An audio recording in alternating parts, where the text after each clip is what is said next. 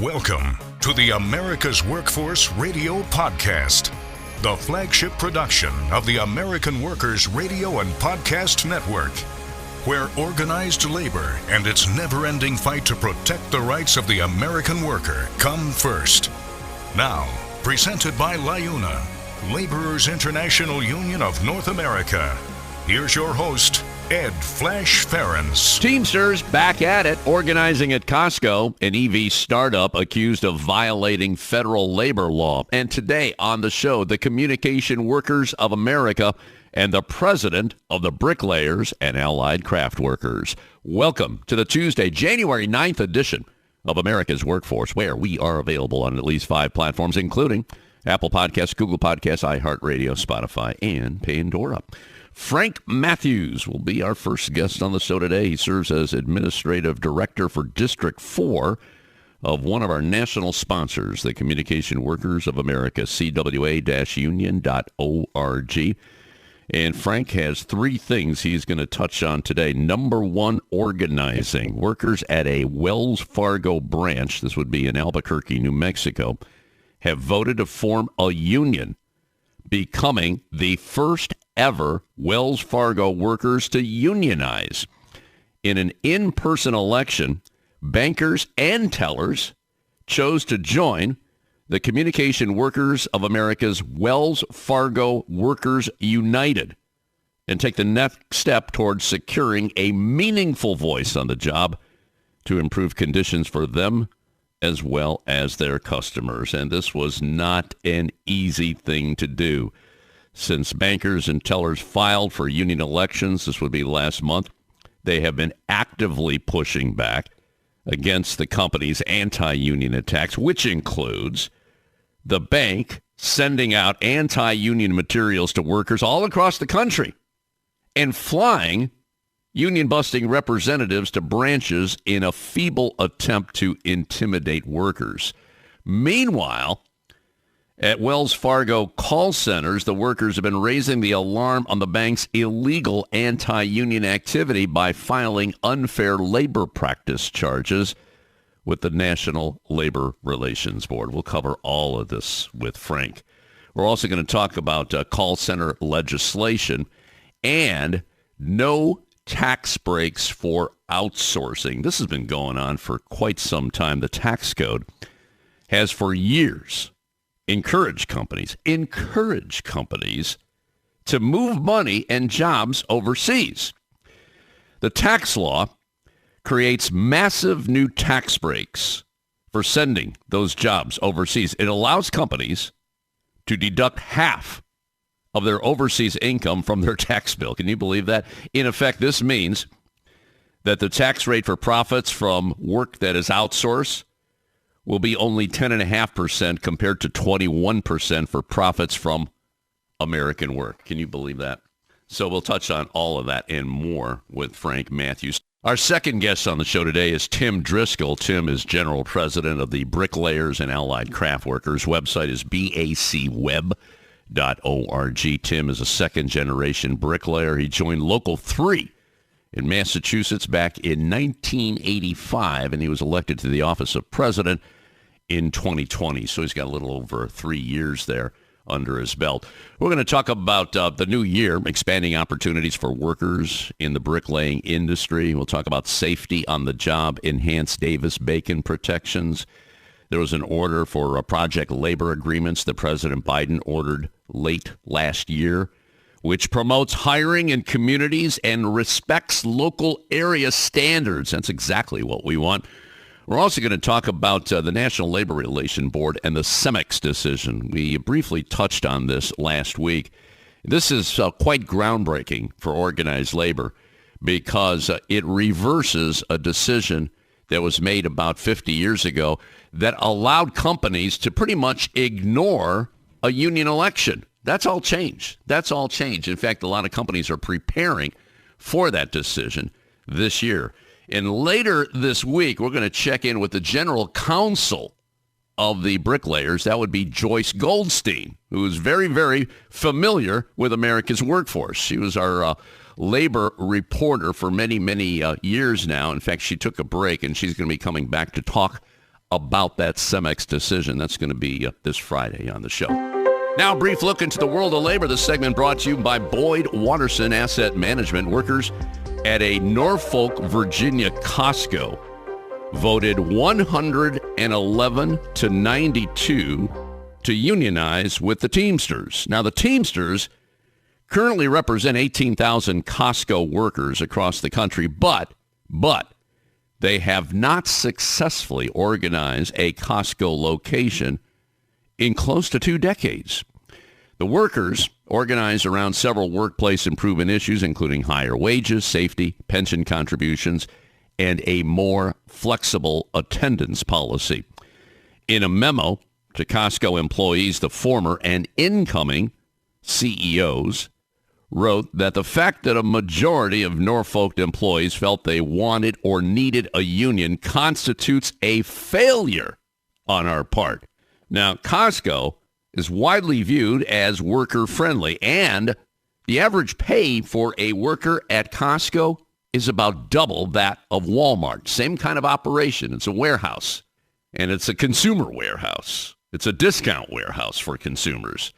Yet the workers there at Costco feel that post-pandemic successes have not translated into higher wages or better conditions. While we're talking about the Teamsters, former President Donald Trump and the general president of the Teamsters, Sean O'Brien, met at Mar-a-Lago last week.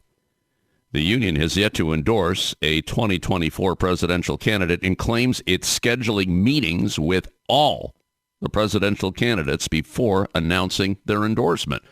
In the meantime, President Biden appears to be competing for these key union endorsements. Last month, he issued an executive order mandating the project labor agreements, which I just mentioned, and that's for all federal contracts over $35 million. And he also appointed a Teamsters senior rep to a high-profile advisory board at the Transportation Department.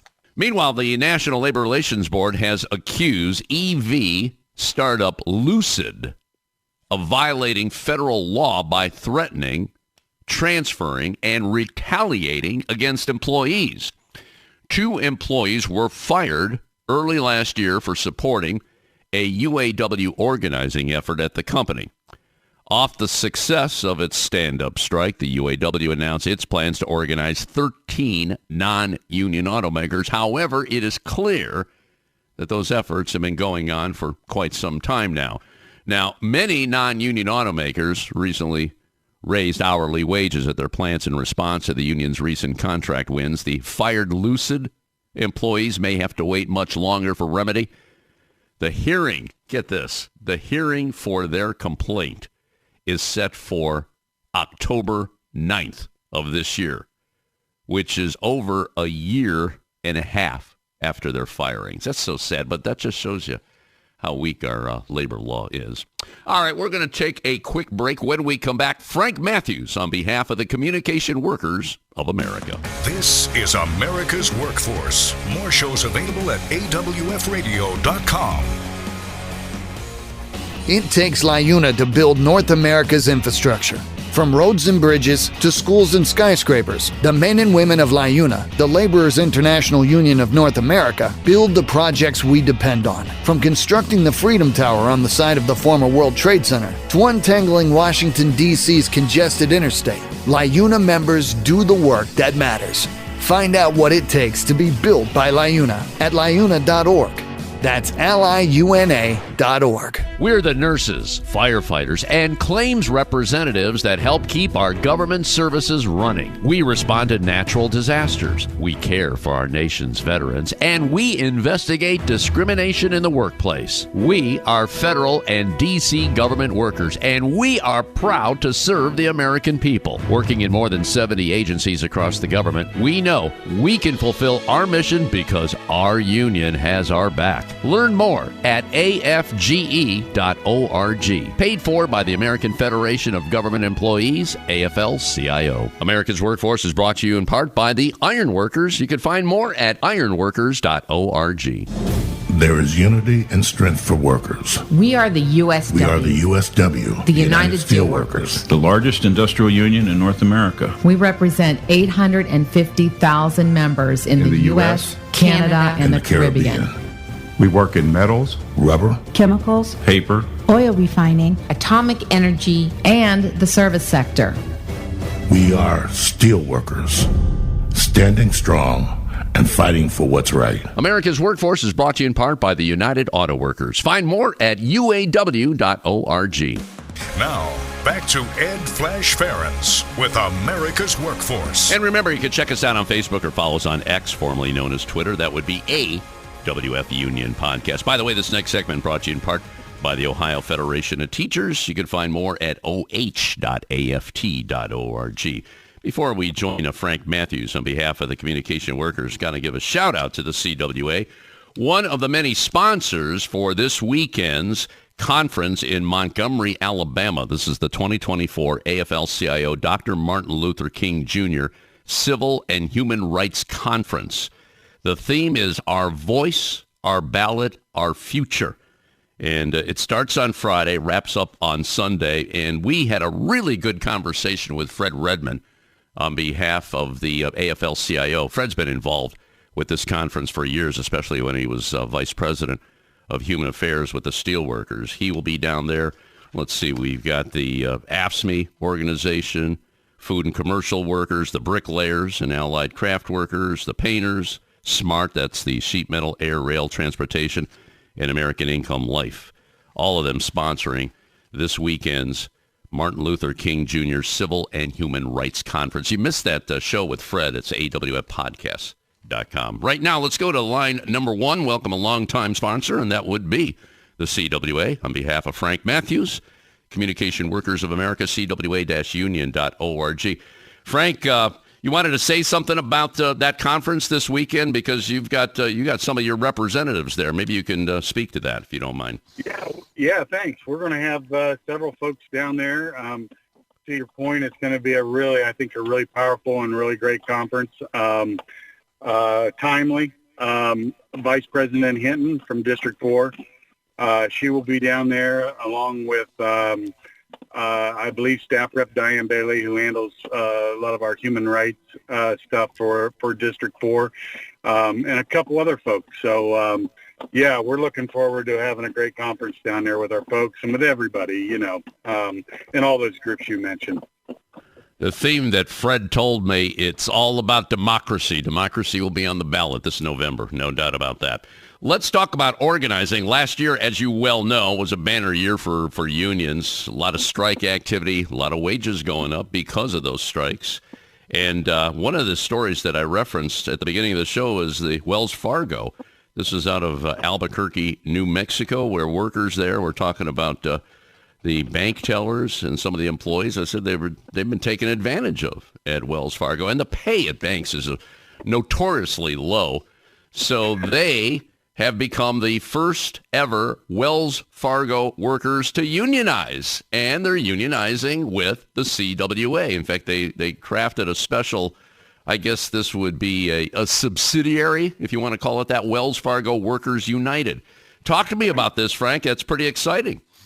Oh, it's very exciting. I can remember a decade ago being in discussions just about how, especially around banking, the low pay, the understaffing, and overall general mismanagement of banking and the banking industry, and how those folks were kind of being left behind. Well, not so much now. This Wells Fargo group out of Albuquerque, they're our first group, and you're right. They've got this group called Wells Fargo Workers United. They're also partnering with a group called Committee for Better Banks, and they've got a really, really nice Facebook page if folks want to reach out to that to learn more. And they voted to join, CWA and the WFWU, the Wells Fargo Workers United, here recently. And despite a very, very aggressive anti-union campaign from Wells Fargo. These folks are basically taking a stand and drawing a line in the sand and saying that we're not going to be oppressed any longer. And I think it's just a great first step, and maybe they're the first out of the gate, and it's going to be a great year for the banking workers in general.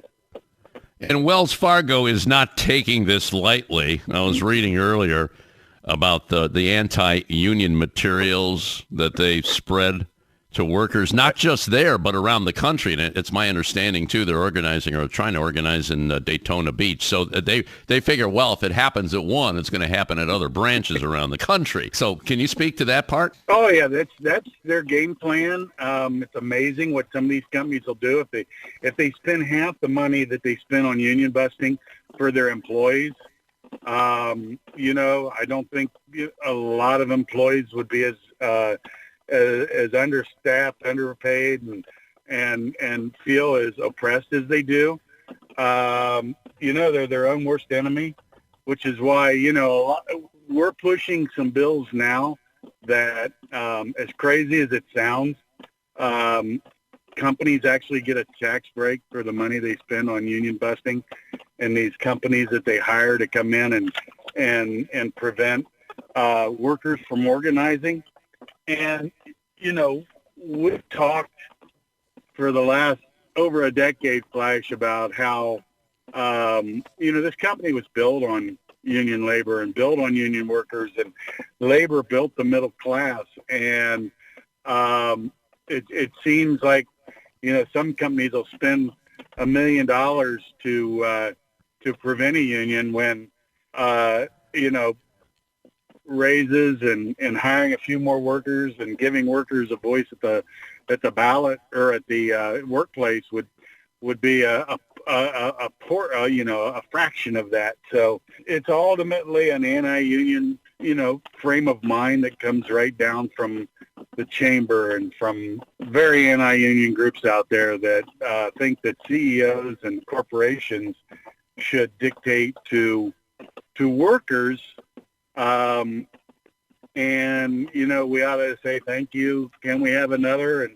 And back to the robber baron days. And I think, if anything, workers are to the point to where they're saying, we're tired of, since the mid-'70s, corporate America and CEOs seeing, profit increases of 200-300% and wage increases for CEOs of 200% and 300% when worker wages have flatlined. So I'm really encouraged by this. This group really fought off a lot of this anti-worker stuff. And to your point, to bring it all back in, yeah, they're afraid. Once it's almost, once one group, much like we saw with the Starbucks, once one group goes, a lot of groups tend to feel emboldened and empowered, and as they should, Frank, I'm looking at your press release. This is all posted on CWA-union.org. When asked about the workers' union elections, this was at the Senate Banking Committee, which happened, that would be last month. They asked whether the bank would remain neutral in a union campaign, and it would be nice if it would be nice if a lot of companies would remain neutral, but obviously they're not doing that. Their CEO, Charlie Scharf, gave an empty answer, stating that the bank wants to communicate directly with workers. And in response, our very own Sherrod Brown, senator from the great state of Ohio, responded, "It was an opportunity to show the American public truly a new day at Wells Fargo, and I'm sorry you failed to show that real change is afoot at your bank." How about that comment, Frank? Oh, Sherrod's awesome, and as usual, spot on. These CEOs want to give a bunch of lip service and don't have any trouble,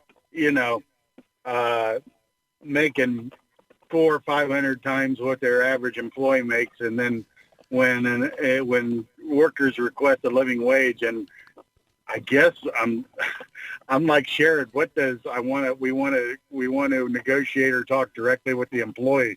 Is that one-on-one? Because I highly doubt that any average employee has ever had a conversation with that CEO. It's really sad too, because Microsoft, and you and I talked about this last year, they paved the way for neutrality. They're saying, you know what, because the CWA has been organizing, especially in the gaming industry, and Microsoft has gobbled up a lot of those companies. And they said, you know what, we're not going to fight this. If they want a union, go for the union. Frank, do you ever think how many members the AFL-CIO would gain if companies remain neutral? Did you ever think about that? It'd be incredible. And, we're seeing such a energy now since COVID behind labor, and never before have unions been, I think we've spoke over the last year. The last survey showed that over 70% of Ohioans or of citizens said that if they would have the opportunity to join a union, they would. Very high approval ratings of labor unions, and quite frankly, it scares those folks that have been holding down workers, for 40, 50 years. And Microsoft, I think they saw that, a rising tide rises all ships, if you will, and they're doing very well as we organize these groups. They're going to continue to do well, and why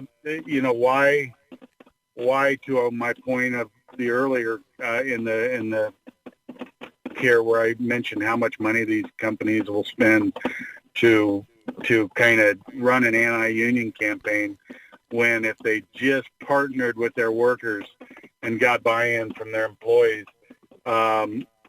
which is all people want. People want respect at work. You want to have a voice.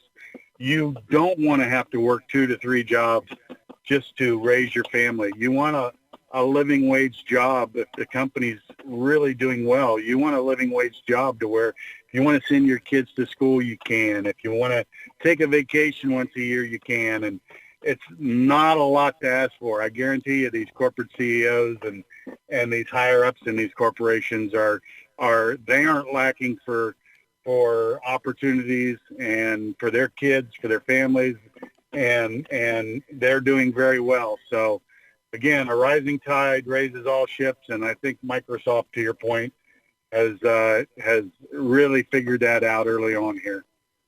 Frank Mathews, on behalf of the Communication Workers of America. Again, national website, CWA-union.org. We'll continue with Frank later in the show. Going to check in with the president of the Bricklayers and Allied Craft Workers. Back in a few minutes. You're listening to America's Workforce with Ed Flash Ferenc.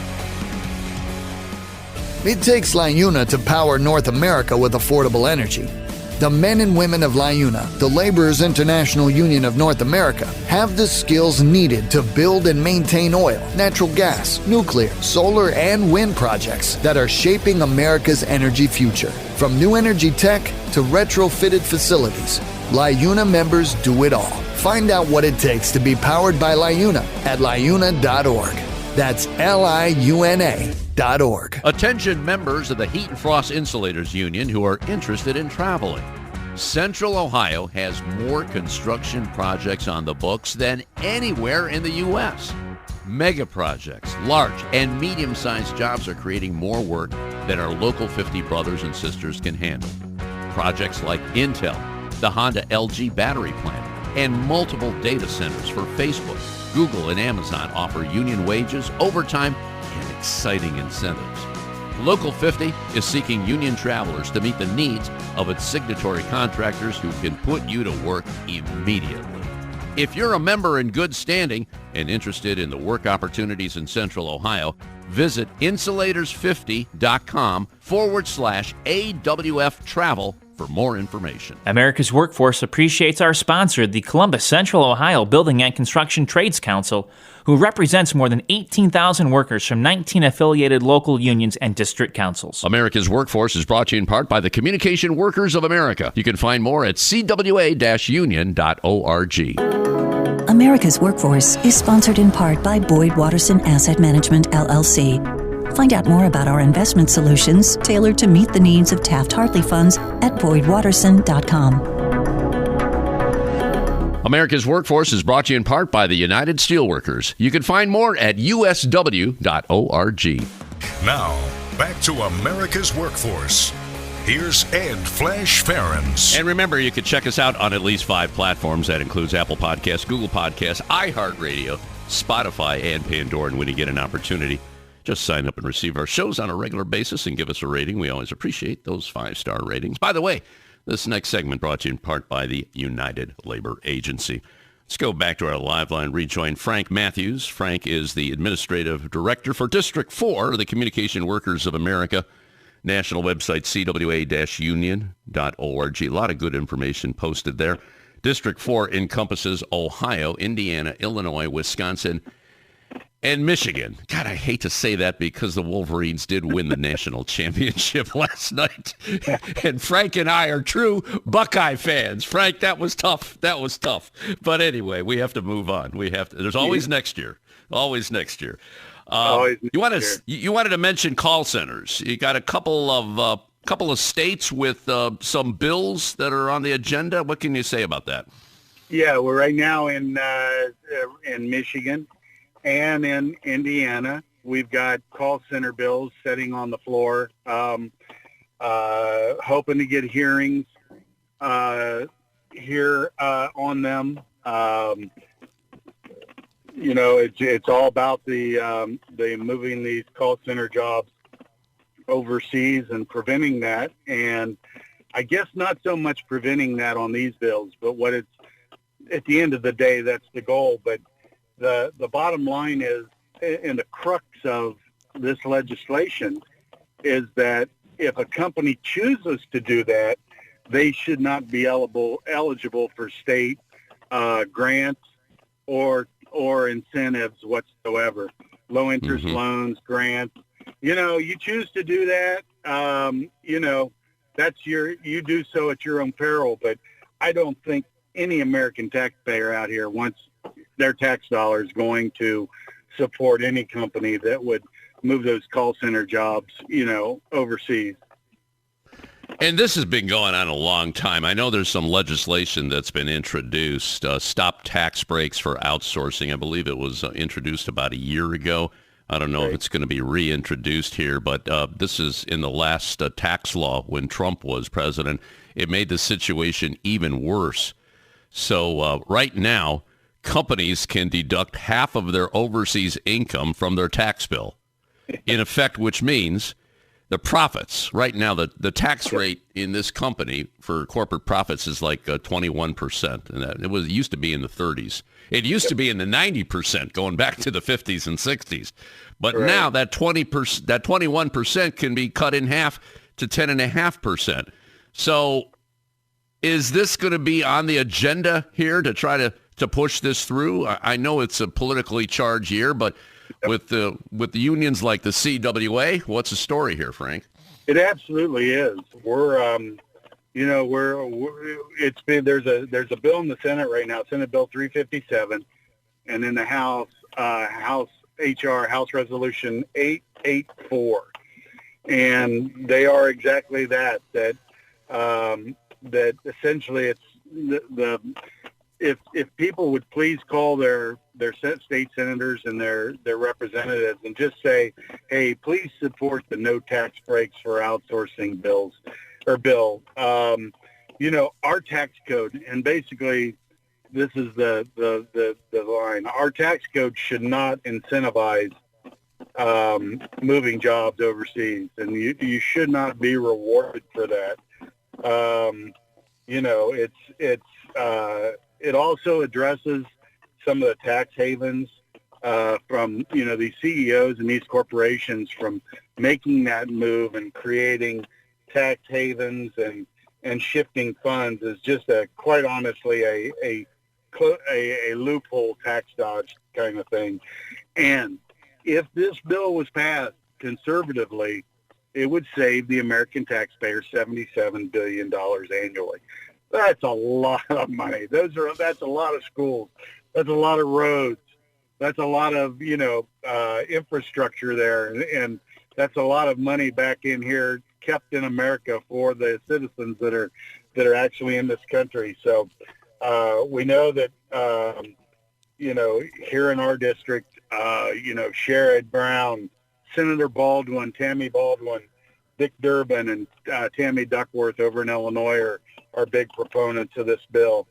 So we're just so appreciative of it to them. And yes, it is setting there, and we are hoping to get it addressed and get some hearings. And, in a perfect world, not that with the House, the way the House is now, although we may not get it passed out of the House, what getting this bill to the floor and forcing a vote on bills like this, they really do is they make politicians take a stand.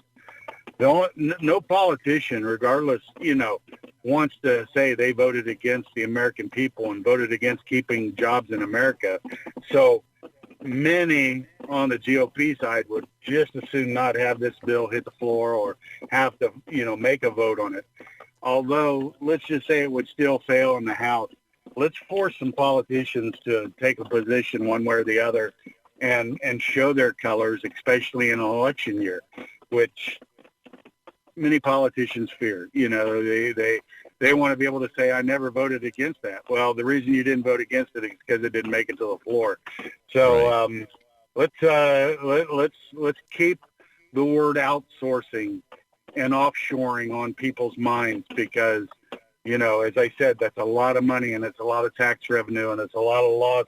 And when, we've got schools out here scraping to build new schools and infrastructure and roads and services, $77 billion is a huge amount of money.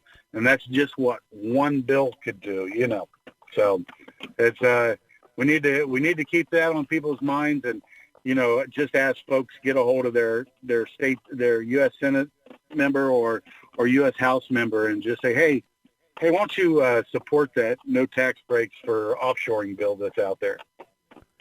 It's bad enough that we lost jobs overseas, but to encourage that? No. We got to draw the line there. All right, there's one more issue here. You wanted to talk about manufacturing camps, and this is something that Senator Sherrod Brown started some years back. The CWA is a partner in this, I understand, Ferenc? Oh, absolutely. It's like, Sherrod does so much great. He does all these great things. Well, many years ago, Sherrod came up with these manufacturing camps, and they're incredible. I mean, people need to be aware of what some of the things Senator Brown is doing like this. And basically, us, CWA, and our manufacturing division, IUE CWA, we partnered long ago with Senator Brown on this, and there's many groups partnering. The Ohio Manufacturing Association is a big part of this, and Senator Brown and they have these camps all over Ohio, and many for underprivileged kids, inner city kids. They have them in Southern Ohio for rural kids, and basically, not to go too much into detail, but, there's liable to be 20 of these camps this year, all over Ohio, and they're week-long camps. And it's like one of them last year was, for example, was over at the Air Force Base in Dayton and surrounded aeronautics and that kind of thing for kids. A lot of them partner with a corporate or a manufacturing plant in their area. And so the kids go Monday through Friday. They're provided lunch. They're provided transportation. They get there. They tour these plants. They come back and learn more about manufacturing. And to me, it really, really teaches kids that there is nothing wrong, and to have a vision of actually out there when they go into the workforce of being part of a company or doing something where you make things. You make things with your hands. And it's incredible. And we CWA and IUE CWA, as soon as we got involved, we're in it for the long haul on this because these camps are incredible. So I encourage folks to reach out to one of Senator Brown's offices in your area to get a schedule of these summer camps this year. And if you have some middle school to high school kids that want to get involved and spend the week at one of these camps, you won't regret it. Yeah. Well, he's a true friend of workers. There's no doubt about that. No doubt about that. In fact, we're going to hear from him later in the week here on America's Workforce. All right, Frank, we're going to leave it on that note. Frank Mathews, on behalf of the Communication Workers of America, again, do check out that Wells Fargo story. There's a lot of information on that one, what they did organizing in Albuquerque, New Mexico. CWA-union.org. Frank, you take care. We'll talk to you next month. Okay, brother? Take care, my brother. All right, we're going to take a quick break. Tim Driscoll is the general president of the Bricklayers and Allied Craft Workers, and he is coming up next. This is America's Workforce. It takes LiUNA to keep America running. Over 70,000 public employees are part of LiUNA, the Laborers International Union of North America, delivering critical services such as healthcare and emergency response, as well as maintaining roads and sanitation systems. Even the National Postal Mail Handlers Union, representing over 47,000 U.S. postal workers, is affiliated with LiUNA. Find out what it takes for LiUNA to keep America running at LiUNA.org. That's LiUNA.org. The Heat and Frost Insulators and Allied Workers are proud to be a title sponsor for America's Workforce Radio. The Insulators Union is leading the way in the mechanical insulation industry, fire stopping, and infectious disease control. Regarded as North America's energy conservation specialists, these professionals are known for their professional work and dedication. You can learn more about the Insulators Union at insulators.org. America's Workforce is brought to you in part by the International Federation of Professional and Technical Engineers. You can find more at ifpte.org. America's Workforce Radio is sponsored in part by the International Union of Painters and Allied Trades, District Council 6, representing painters, glazers, drywall finishers, and sign and display industry workers. They remind you that belonging to a union is your right as an American. America's Workforce is brought to you in part by the International Brotherhood of Teamsters, where you can find more at teamster.org. This segment of America's Workforce is brought to you by Survey and Ballot Systems. SBS has been providing unions with secure and flexible election options for over 30 years. Visit surveyandballotsystems.com to learn more. America's Workforce is presented by the Laborers International Union of North America. Feel the power right now at LiUNA.org. Now, back to Ed Flash Ferenc with America's Workforce. And remember, you can check us out on Facebook or follow us on X, formerly known as Twitter. That would be AWF Union Podcast, AWF Union Podcast. Let's go to our live line right now. Welcome back to the show. It's been a long time, April of last year. Last time we talked to Timothy Driscoll. Tim is president of the Bricklayers and Allied Craft Workers, and he's got a long history. He's a second-generation bricklayer, joined Local 3 in Massachusetts in 1985. He served as president for, 3 years, going on 4 years. Tim Driscoll, welcome back to America's Workforce. How are we doing today, brother? Happy New Year, Flash. I'm doing well. And yourself? Good. We had a banner year for the show last year. We had a 25% increase in downloads over 2022, and we reached a milestone. We're in the top 1% of all podcasts. So obviously the union message is getting out there. We're very, very proud of that. And we're very proud to have the Bricklayers on board to get that message out. Let's talk about last year. There was a lot of good things. A lot of people got double-digit contracts. How did the Bricklayers do, and how do we look with 2024, Tim? Yeah, 2023 was definitely a banner year for labor. Work opportunities abundant across the country, and for us, it's not just the U.S., but also Canada. And the opportunities for 2024 are looking even better. So what are we doing? Where's our membership right now? Where do you see that going with all the organizing activity going on? Yeah, so BAC's focus for the new year is going to be on expanding work opportunities for our members. But, when we talk about that, it's really about allowing them to realize their best lives, not just in the workplace, but in the local communities, because at the end of the day, right, that's what we are. The union isn't a building. The union isn't an individual. It's our contributions to, it's our participation in those local communities. And for us to realize that and provide the benefits that our members expect and deserve means we need to expand the union banner, and everyone who's carrying a trowel, employing them in any of our trades, needs to be working under a union collective bargaining agreement. So that's going to remain our focus for 24. Good. Well, we all know we have a friend in the White House, and in December, there was an executive order that took effect that was issued by President Biden requiring the use of project labor agreements on federal construction projects. And we're talking the value of this alone is like $35 million. I'm hearing that this could probably mean like 200,000 plus workers being protected. I'd like to get your perspective on this, Tim. Yeah, we're very excited about this. President Biden had started to work on his executive order for project labor agreements, PLAs, in more common parlance, for any federally funded project over $35 million. And as you indicated, that rule was finalized here just last month in December of 2023. And the amount of work that's going to cover is going to be phenomenal. We think it's going to provide protections for well over 200,000 workers, and there's several hundred billion dollars of work that's going to be eligible to be covered by this PLA. And really, at the end of the day, the PLA is going to ensure that those workers enjoy the benefits of that kind of investment in our future. I know it wasn't easy when he issued that back in 2022, and it just went into effect here.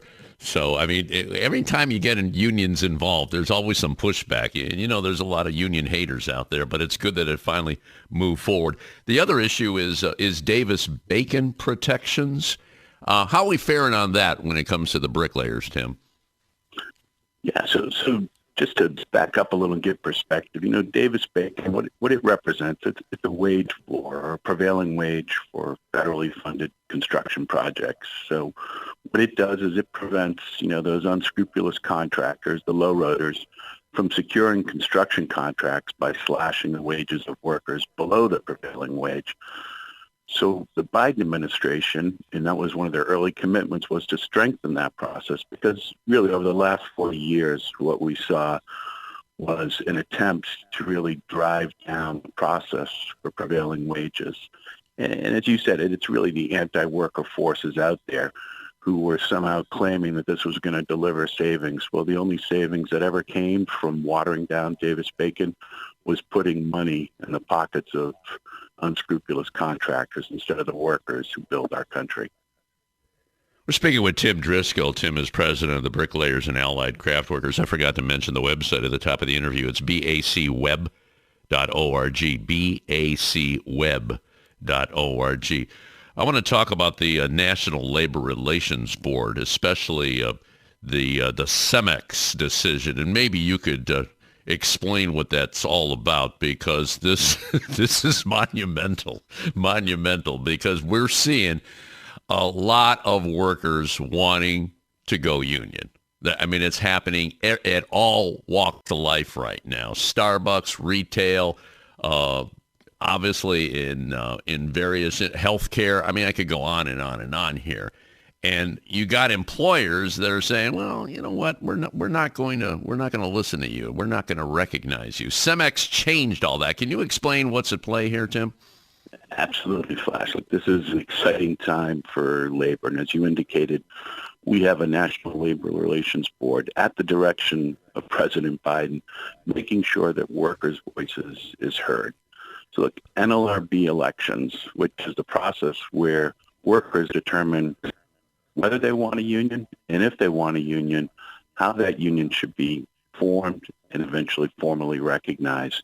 The biggest hurdle, the NLRB election process has been around, obviously, as long as the National Labor Relations Act itself. But the biggest hurdle to reaching, a fair and equitable contract, and that's what workers are looking for when they get a union, right, is the blatant refusal by employers to bargain in good faith, even when those employees have gone through an election process and chosen their union representative. Now, these employers that do that, they're not stupid. They realize that this illegal behavior was being rewarded because they never faced any meaningful consequences for that kind of actions. Well, now the NLRB is prepared to put teeth back into the law that guarantees workers the right to have a say in the workplace. So that policy has been articulated, as you said, by the board in the recent CEMEX decision. It's grounded in the law of the land, the National Labor Relations Act. And that act's pretty clear. It says that the public policy of the United States is to encourage collective bargaining and to promote the freedom of association for workers to form unions. So when employers deny workers this lawful right to union representation and the honest and meaningful bargaining that it actually requires, well, the NLRB has put the teeth back in, and these employers will face meaningful consequences up to and including imposed financial settlements. So now the lawful right of workers to form a union and have that union represent them may be an inconvenient truth for those that want to hold workers back, but those bad actors aren't going to find any cover at the labor board that President Biden administration has put forward. So, Tim, we know there's going to be pushback here, and you mentioned like financial consequences if they don't follow suit. Do we have any amount on that? Do we have any details? Because we got to make sure if they're going to violate a ruling here, I mean, we got to have some teeth in that. What do we know about that right now, Tim? Yeah, and this is literally, hot off the press. So this is evolving. It's all going to be very fact-specific, depending on the size of the employer, their actions. The real hope is that employers are going to do the right thing. And is it going to require some of these bad actors to get stung? Absolutely, because nothing travels faster than the word of meaningful consequences being out there for those folks that want to flout the law. So we don't have that level of detail yet, but in the coming year with the activity that's going to go on, I think we're going to see a lot more of that, and we'll have a better answer to that question, Flash. And speaking of fines, we definitely need more fines and higher fines when it comes to OSHA violations. And I know, bricklayers, I mean, that's you got concerns of safety there in this. And I know you do a lot, especially when it comes to training and the apprenticeship programs. By the way, how are the apprenticeship programs going across the country right now, Tim? They doing pretty well? They are. Our schools are full, but we're always looking for more folks. And the pathways into our apprenticeship, they come from all walks. And while we work with high schools and folks just entering, we also find a lot of folks who've spun their wheels for a while, whether it's been working in warehousing, restaurants, and some others, and are ready to try for some new careers into some sustaining, middle-class jobs. And so we've got people entering as young as 18, and we've got folks who've decided after 7 or 8 years trying their hand at other things that, hey, the trades and the skilled trowel trades isn't a bad place to make that start of a middle-class life. Well, when it comes to safety, obviously unions have the edge on that. And when you look at the non-union sites, we've got some problems here. And I know OSHA is doing its best here. And you're in the middle of things. Your office is in Washington. You're hearing a lot, and a lot of people are speaking out on this issue. And again, we got to have teeth in these laws. What do you see with OSHA going forward, Tim? Yeah, you're absolutely right. Look, safety is a central message that is coming out loud and clear from the workers that we engage every day. Our contact with the non-union world often revolves around that issue of safety and their concerns for going home every day from work.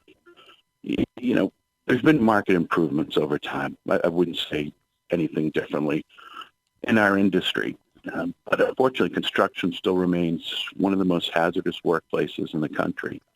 In just the past year here in 2022, which is the last year with complete data, there were over 5,400 workers killed on the job. That's across all industries, and that's absolutely tragic. Construction, unfortunately, accounted for 1,000 of those. And to put that in perspective, construction workers represent just about 5% of the workforce. But that means that number that we represented nearly 20% of deaths on the job. And that's just unacceptable. And, fatalities is obviously just one measure of how we account for safety. We need more and better data. So one of the things that OSHA created last year in one of their new rules is better and more significant reporting of all incidents, right? Not just fatalities. Mm-hmm. Fatalities are, again, the absolute most tragic point.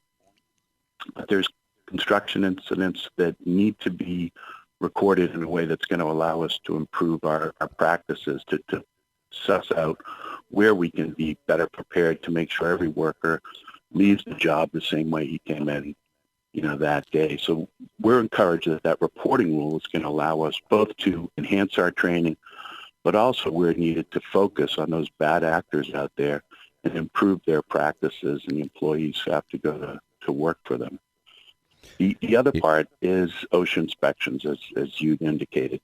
When President Biden came into office, he inherited an OSHA workforce of less than 750 full-time inspectors. He's increased that by 17%. There's about 900. But that number needs to increase. It needs to get better, right? OSHA conducted somewhere around 32,000 inspections last year. And of those, about 18,000 were unscheduled or unprogrammed inspections, right, where inspectors come because of employee complaints, injuries, outside referrals. But when you think about the task before them, OSHA is a relatively small agency. So even with their state partners, there's about 1,900 folks responsible for health and safety of over 130 million workers.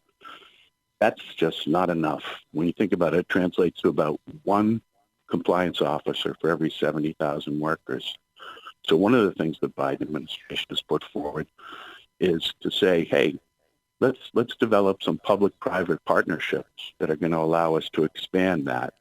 And that's one of the places where they've partnered and they've said, we can improve the system. Let's leverage the resources of unions, safety councils, translators, worker advocacy groups to serve as worker representatives in safety inspections on non-union work sites when they're requested by those unrepresented workers. So this partnership of private-public resources that OSHA has proposed can provide safer workplaces. And it's a clear indication that the Biden administration understands how important safety is to working Americans. To your point, Tim, safety is paramount. You got to be safe on the job. And I'll tell you, I'm still taken back on that statistic that you laid out here. Well, a number of them. Only one inspector for 70,000 workers. That's crazy. But when you think of construction is only 5%. That's as far as their percentage of the total workforce, but they account for over 20% of the job fatalities. We got to do better on that. We definitely got to do better on that. Tim Driscoll joining us as president of the Bricklayers and Allied Craft Workers. Tim, let's stay on this issue for the bricklayer, for all the trades. It's so important that we have a safe workplace. So let's concentrate on this in the new year. Can we do that in the months ahead, brother? Absolutely. This is going to be a central focus for us, both with our own members, and as you had said earlier, Flash, safety is a core component of our training, not just with our apprentices, but with our journeymen on an ongoing basis. But it's also going to be a core focus of how we reach out to the non-union workers out there who want a better work site, who want better conditions. That's our charge as an organization. We're all in. Timothy Driscoll, president of the International Union of Bricklayers and Allied Craft Workers. Do check them out online. Website real simple, bacweb.org, bacweb.org. You take care, my brother, and we'll talk down the road, okay? All right, Flash. Thanks.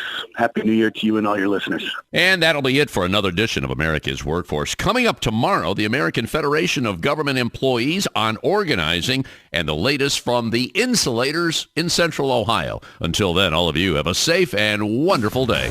That concludes another episode of the America's Workforce Radio Podcast. Thanks for listening, and be sure to subscribe so you never miss a show. America's Workforce is a production of Labor Tools and BMA Media Group. Find out more information online at labortools.com.